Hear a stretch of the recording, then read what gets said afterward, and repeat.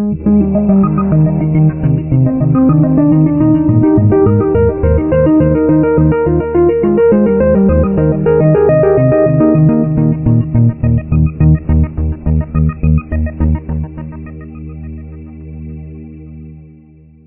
1, Scene 1. And Act 1, Scene 1 of the Bible is what I'm calling the backstory, Genesis chapter 1 through 11. And there's a reason why I'm calling that the backstory, and that's because Genesis chapter 1 through 11 give you the backstory of the rest of the story. Every story usually has a backstory to it. Now, oftentimes when you're watching a film or reading a book or someone's telling you a story, oftentimes you don't know till somewhere really pretty far down the line what the backstory is. I'll give you an illustration of this. I was thinking today of a couple of them. I started out with Terminator, and then I thought, well, actually the backstory begins in the future, which could get confusing, so I won't do that. But I thought about A Christmas Carol. I mean, this is one of the great stories of all time, okay? So think about it. Act 1 of A Christmas Carol, you're introduced to the character of Ebenezer Scrooge. And when you're introduced to him, he's an old man, and he's stingy and penny pinching, and he's just not a very good guy. But you're following this story along. Now, if it's the first time you've ever heard the story of A Christmas Carol, you don't really know how this guy got to be this way, do you? You're told this whole story, and then, of course, what happens is he's visited by his old partner, Jacob Marley, who says, you're going to be visited tonight by these three spirits. And of course, the first spirit is the ghost of Christmas what? Past. Okay? And what happens in that segment of the story when he's visited by the ghost of Christmas past? You're taken back and you're told what happened in this guy's life that led to the kind of a guy he is today. That's the backstory. Okay? So in many stories, you don't know the backstory till further on. In mysteries, oftentimes, you don't find out the backstory till the very last minute of the story. Other stories, the backstory is right up front. So, for instance, oftentimes in a biography or a film that's called a biopic, which is a term that means that it's a biography of someone, but it's really told strictly chronologically. So you begin when the guy's young, and you kind of tell the story. The film Ray, for instance, that we made, it begins with Ray Charles as a young boy, and you learn how he became blind, and you see what happens, and all of that's told to you up front. Well, in God's story, He gives you the backstory up front. And that backstory is contained in the first 11 chapters of Genesis. And part of what I want you to see here is that there's this sense in which that from a story perspective, not necessarily a theological perspective, because this is at the heart of everything, what's contained in those first 11 chapters, but there's a sense in which the purpose of the first 11 chapters of Genesis are to get you to the 12th chapter of Genesis.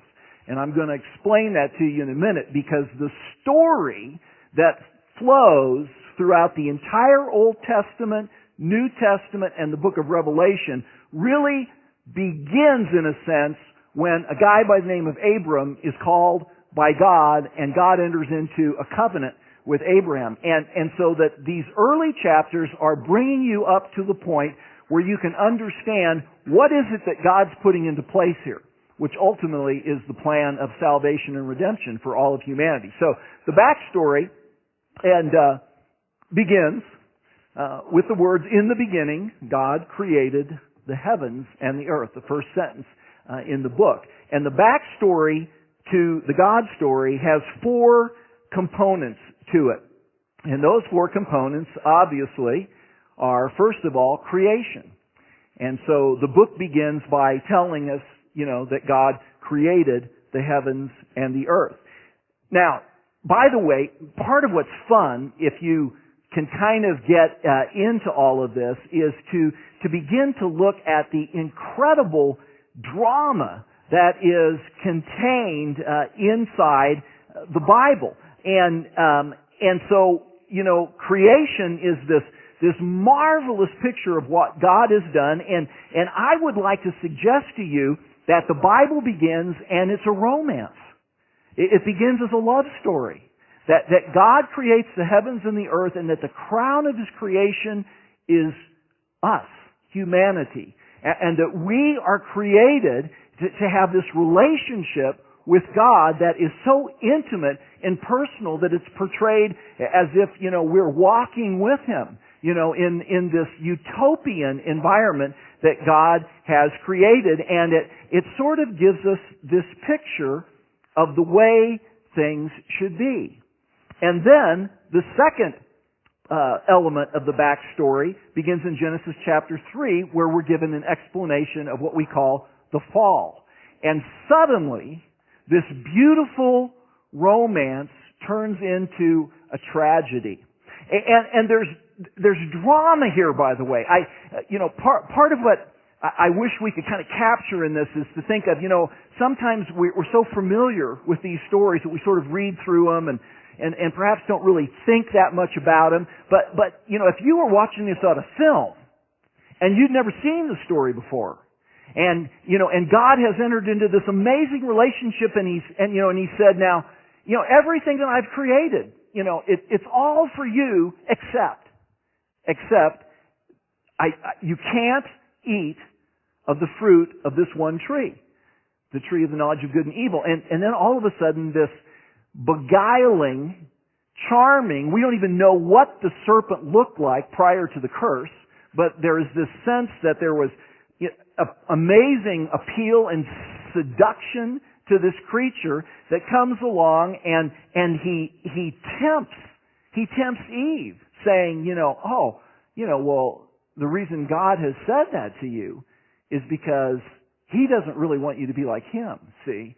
And you will be like God. And, my sense is that if we were seeing this for the first time, and we were watching this, in a theater, we'd be on the edge of our seats, and it would be kind of be like she'd be reaching out, and we'd be going, no, don't do it, don't do it, don't do it. There's drama here. There's drama here. And suddenly this phenomenal romance becomes tragic through the fall. And then the backstory sort of builds rapidly and begins to show us the consequences of the fall, and ultimately, kind of the third primary subplot of this opening scene is the flood. That conditions reach this point where God says, "This is it."